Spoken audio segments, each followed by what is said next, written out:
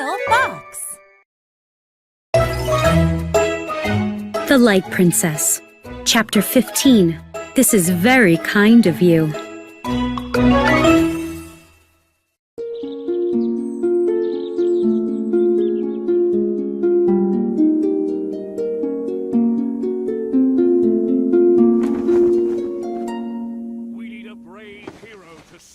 Ellen's parents told her the news.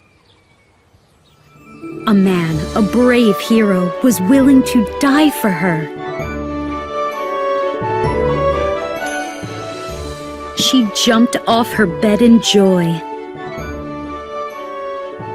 Carry me to the lake! Servants carried Ellen to the middle of the lake bed. A small boat was waiting there in the mud. It was filled with food and other supplies. The prince arrived, waving. Here I am! Still under the witch's spell, Ellen blinked. I know him, she thought.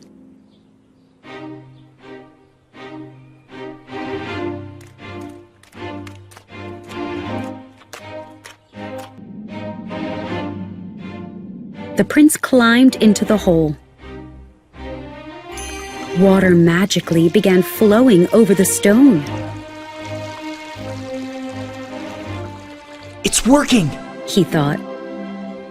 The lake is filling up again. Ellen told the others to leave.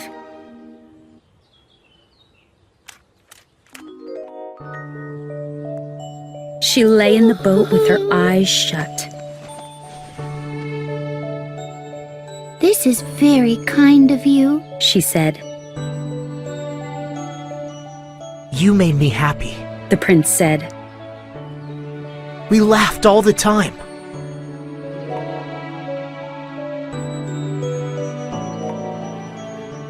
Time went by, and waves began flowing over the stone. As the water rose, the boat began to float. The princess fell asleep. Ellen! The prince was hurt. Your father promised that you would comfort me. She yawned. I'm too sleepy. The prince sighed. Sleep then, darling. Don't worry about me. You are very kind, she said. Thank you. I think I will go back to sleep. Can you give me some food first? The prince asked. Reaching for the food, she looked at him for the first time.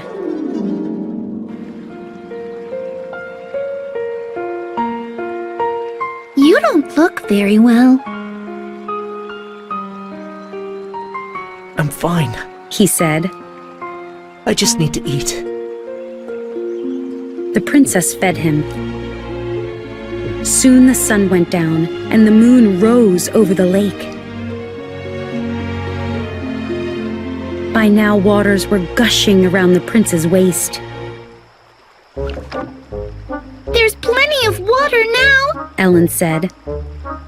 Let's go swimming! The prince shook his head.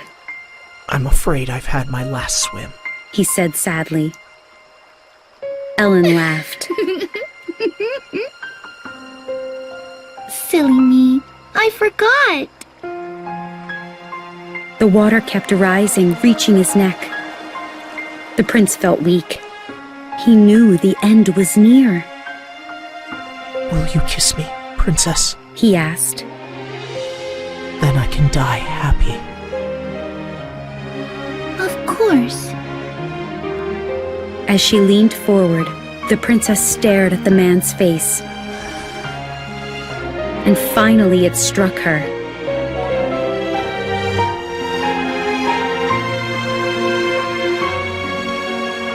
This was her prince, and he was dying.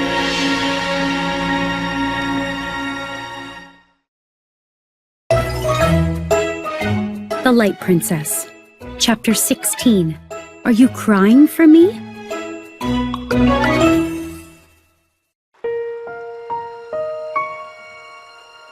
The princess jumped into the lake. Underwater, she grabbed the prince's shoulders and tugged, but she couldn't move him. She came up for air and almost screamed.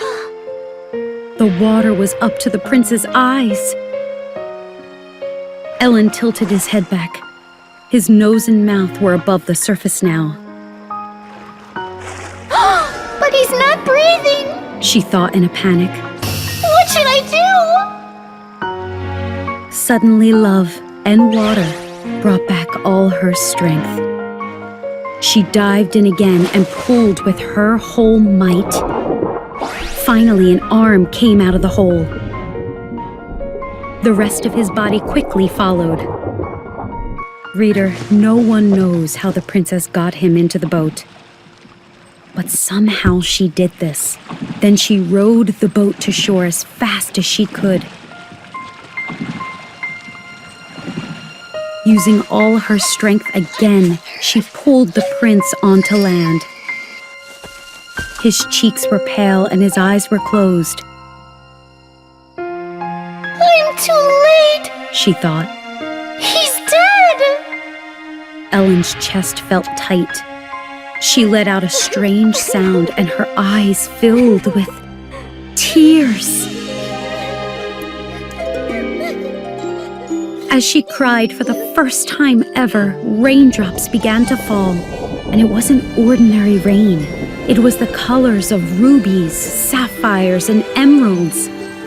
The rain grew stronger. Soon water flowed down mountains like liquid gold. Brooks and rivers streamed again. Baby's eyes filled with tiny tears. The water in the lake rose higher and higher. So did the water in Agnes's cellars. Crash! A powerful river suddenly burst through the cellar's doors and passages. Oh no! Agnes screamed. The churning floodwater swept her away. The princess continued to cry. She cried so hard, she didn't see the prince open his eyes. Are you crying for me? He asked.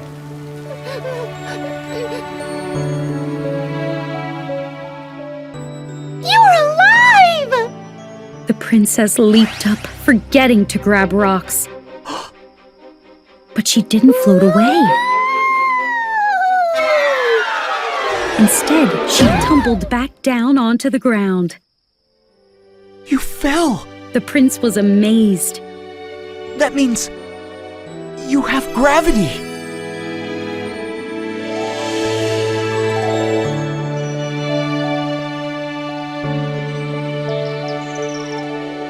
Everyone in the kingdom rejoiced.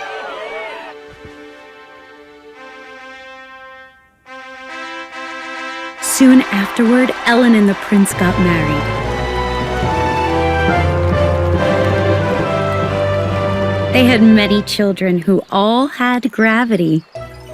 Together they laughed and cried and lived happily ever after.